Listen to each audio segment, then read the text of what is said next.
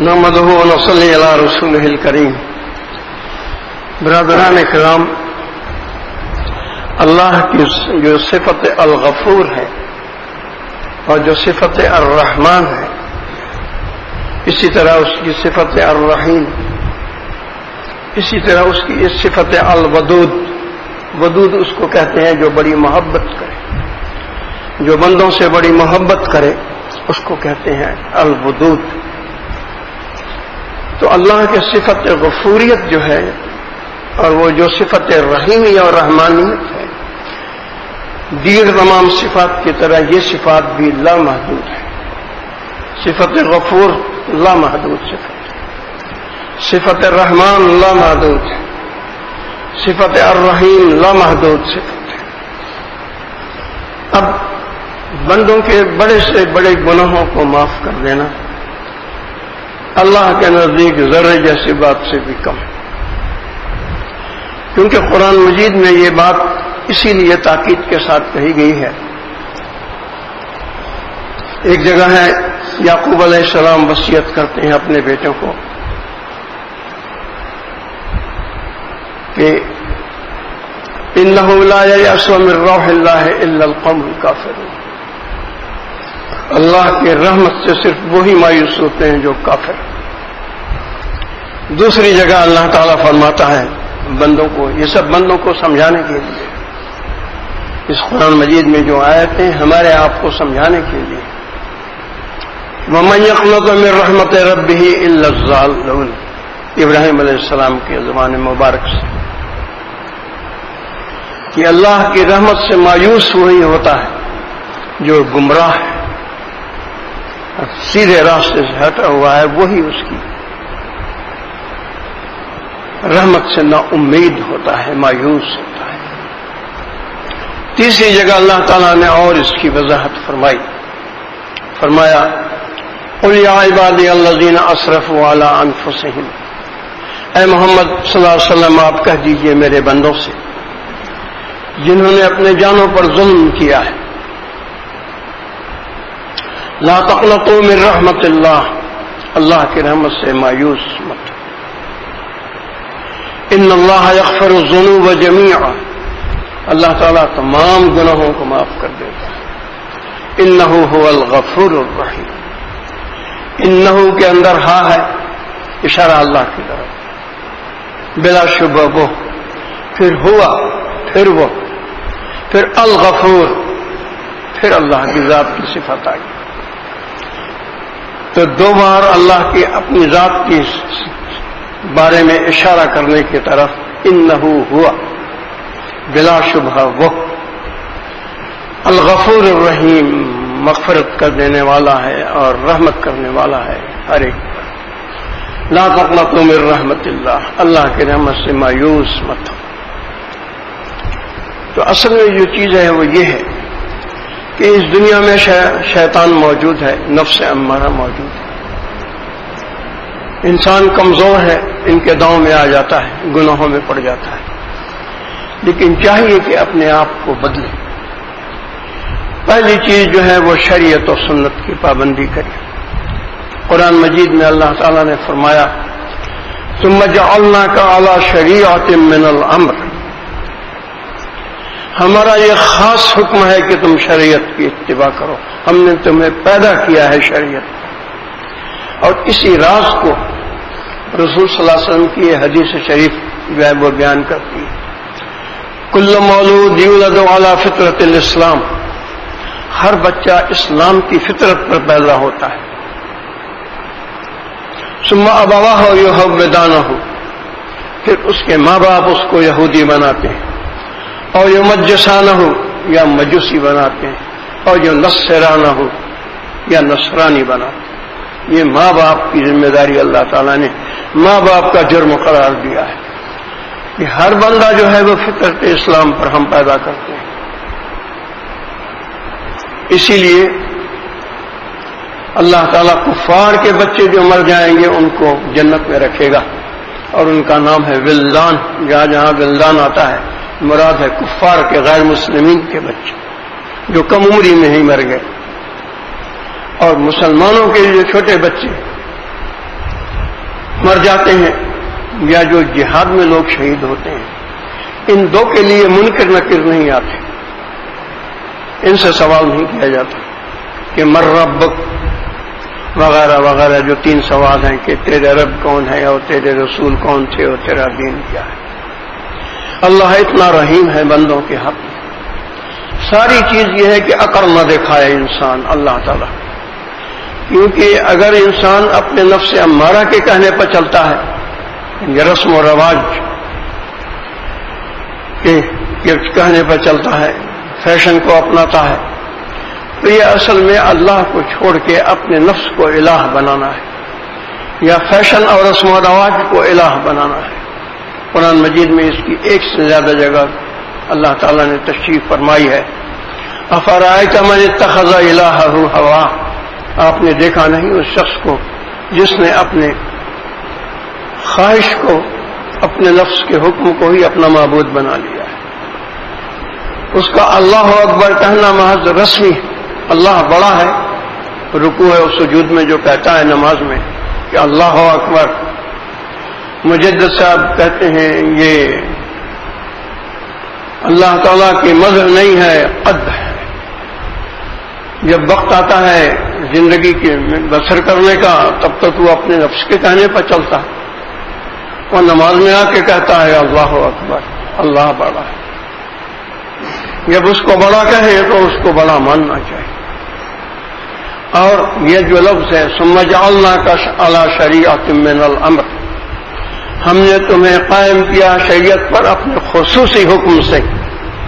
یہ بھی ہو سکتا تھا ثم جعلناک علی شریعت، ہم نے تمہیں شریعت پر پیدا کیا، لیکن من الامر یہ ہمارا خاص حکم ہے کہ تم شریعت کی اتباع کرو۔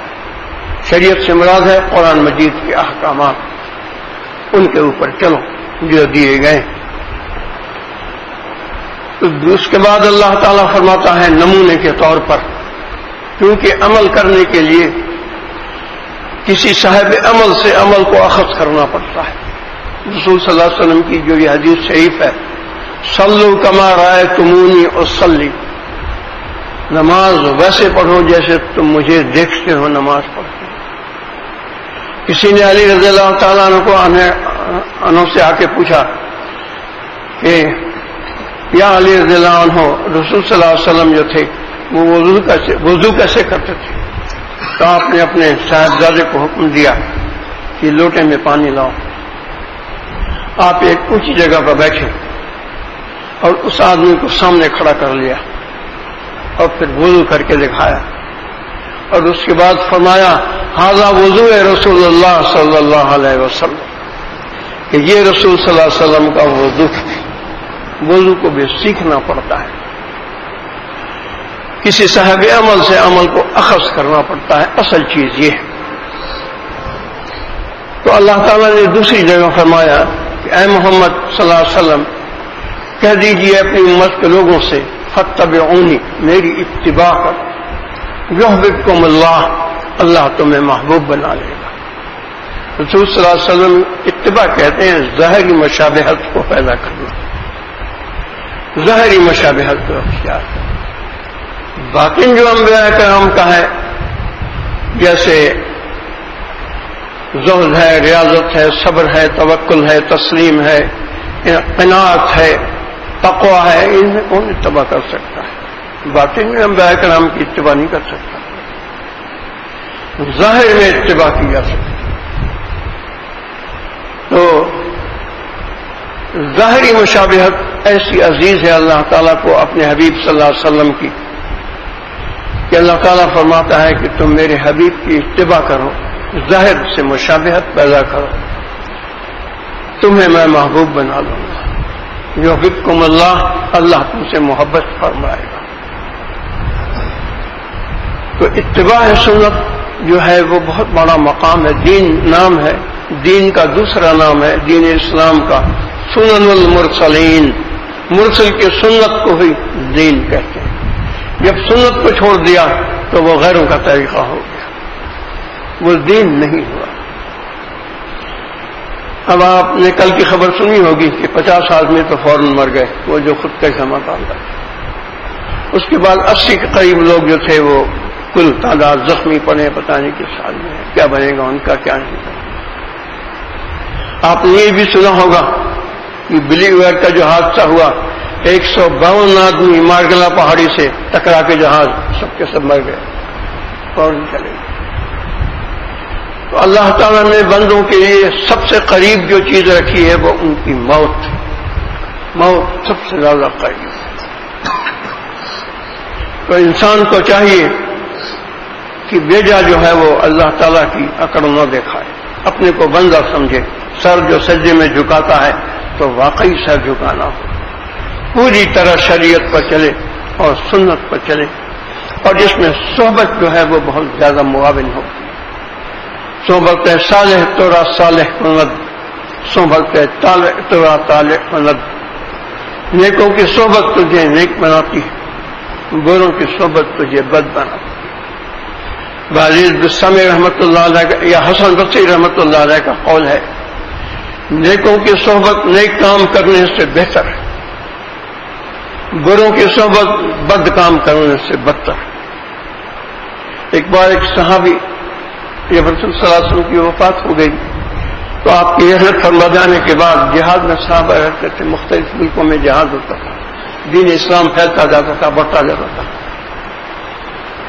تو مدینہ شریف میں ایک وقت آیا کہ ایک صاحب تشریف لے گئے، انہوں نے سنا کہ عراق میں ایک صحابی موجود ہے، تو وہ خاص طور پر گئے، بڑے مشہور صحابی ہیں، ان سے ملاقات کی۔ عراق کہاں؟ مدینہ شریف، اور کہاں عراق، اور کہاں اس وقت کا سفر، گرمی کا سفر۔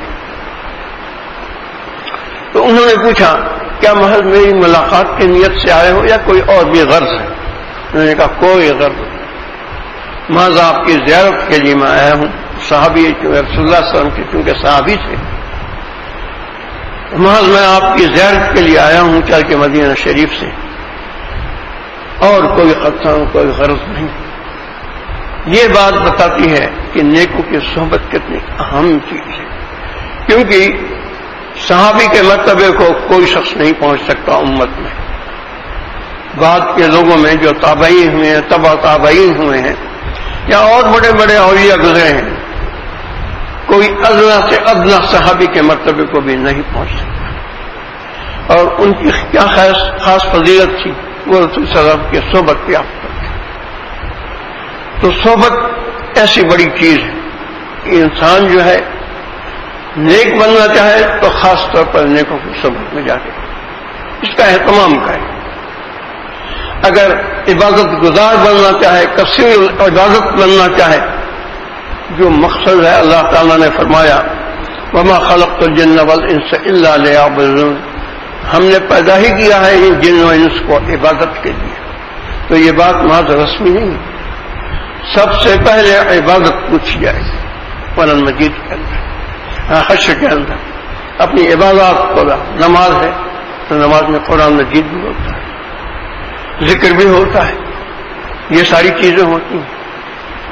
سب سے پہلے نماز کو پوچھا جائے گا، اور نماز کے لیے قرآن مجید میں اللہ تعالیٰ نے 700 بار کہا ہے اقم الصلاۃ اقم الصلاۃ، نماز کو قائم۔ اور تزکیہ نفس کے بغیر انسان نماز کا خشوع و خضوع حاصل نہیں کرتا، اور بغیر خشوع و خضوع کی نماز کے بارے میں آتا ہے کہ سر کے اوپر بھی نہیں جاتی، وہیں سے لے ماری جاتی ہے۔ جو لوگ ترک سنت اور ترک شریعت کے ساتھ آ کے نماز میں ہاتھ باندھ کے کھڑے ہو جاتے ہیں، ان کو ڈرنا چاہیے اس بات سے کہ اللہ تعالیٰ عبادت کا محتاج نہیں ہے ان کی، اللہ تعالیٰ ان کی بندگی چاہتا ہے ان سے کہ جو شریعت کا حکم ہے اس پر چلیں، اور جو سنت اس کے حبیب صلی اللہ علیہ وسلم کی ہے اس کی اتباع کریں۔ رسول صلی اللہ علیہ وسلم کے مقام کے بارے میں اس حدیث شریف سے اندازہ کیا جا سکتا ہے، من صلی علی واحدا صلی اللہ علیہ عشرا، جو مجھ پر ایک بار درود بھیجتا ہے اللہ تعالیٰ اس پر 10 بار درود بھیجتا ہے۔ اس بندے کی طرف اللہ تعالیٰ 10 بار متوجہ ہوتا ہے جس نے ایک بار خیال کیا رسول صلی اللہ علیہ وسلم کا اور درود شریف پڑھی۔ اور پھر یہ جو آیت شریفہ ہے ان اللہ و ملائکتہ یصلون علی النبی، یا ایھا الذین آمنوا صلوا علیہ وسلموا تسلیما، بلا شبہ اللہ اور اس کے ملائکہ نبی محمد صلی اللہ علیہ وسلم پر درود بھیجتے ہیں. پھر اللہ تعالیٰ حکم فرماتا ہے کہ اے اہل ایمان، ان پر خوبی صلوا علیہ وسلموا تسلیما کے معنی ہیں خوبی صلاۃ و سلام بھیجو نبی صلی اللہ علیہ وسلم. تو محض ایک تسبیح پر صبح ایک تسبیح شام پر قناعت نہیں کرنا چاہیے. اس دنیا میں ہم بھیجے گئے ہیں عبادت کے لیے، اور ہمیں خبر دی گئی ہے جنت اور دوزخ کی اور عذاب قبر کی. اور رسول صلی اللہ علیہ وسلم فرماتے تھے کہ میں عذاب قبر کی شدت اگر بتا دوں تو تم مردوں کو دفن کرنا چھوڑ دو. یہ اتنا خطرناک ہے. آگ کی جلن جو ہے 3000 گنا زیادہ ہے اس دنیا کی آگ سے.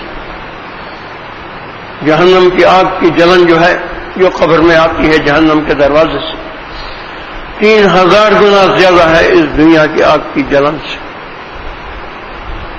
تو انسان کو 5 وقت کی نماز ترک شریعت و سنت کے ساتھ پڑھنا بڑے برے حالات سے دوچار کرتا ہے موت کے بعد. تو بات جو میں نے پہلے کہی تھی وہ یہ تھی کہ اللہ کی صفت غفوری اور رحیمی لامحدود ہے. اس لامحدود صفت غفوری اور رحیمی سے فائدہ اٹھانا یہ ہے کہ انسان اپنے نفس کے کہنے پر چلنا چھوڑ دے، رسم و رواج کی مقبولیت کو لات مار دے. شادی ہوگی کہ نہیں ہوگی سنت اپنانے پر اس کی پرواہ نہ کرے. نوکری ملے گی کہ نہیں ملے گی داڑھی رکھنے پر اس کی پرواہ نہ کرے. بس اس کی پرواہ کرے کہ موت کے وقت جنت کے فرشتے آئیں اور مسکراتا ہوا خوشی خوشی میں جاؤں اور قبر میں جو ہے مجھے وہ جنت کا باغ بن کر ملے. اور آخرت میں جب میں کھڑا ہوں تو میں اہل جنت میں ہوں. تقریباً 15-20 دن قبل کی بات ہے کہ میری بڑی بہن کی وفات ہو گئی. مجھ سے 2 سال بڑی تھی. موت کے وقت انہوں نے کلمہ پڑھا، اللہ اکبر کہا، قبلہ کی طرف خاص طور پر رخ ہو گیا ان کا خود بخود. وفات کے بعد ان کی بہو نے خواب دیکھا، ان کو دیکھا کہ قبر میں بیٹھی ہیں اور پھل کھا رہی ہیں اور کہتی ہیں کہ میرے لیے خوشبودار بستر لگا دو. وہ جزوی حافظہ تھی اور پڑھتی بھی رہتی تھی. آخر میں تکلیفیں ان پر آئی تھی، کچھ موت سے تھوڑا پہلے کچھ تھوڑا سا جزوی فالج ہو گیا تھا پیر وغیرہ کے اندر. لیکن دیکھیے موت کے بعد کی جو زندگی ہے اس کے اندر جنت کا باغ بن کے ملے قبر، یہ کتنی بڑی خوشخبری.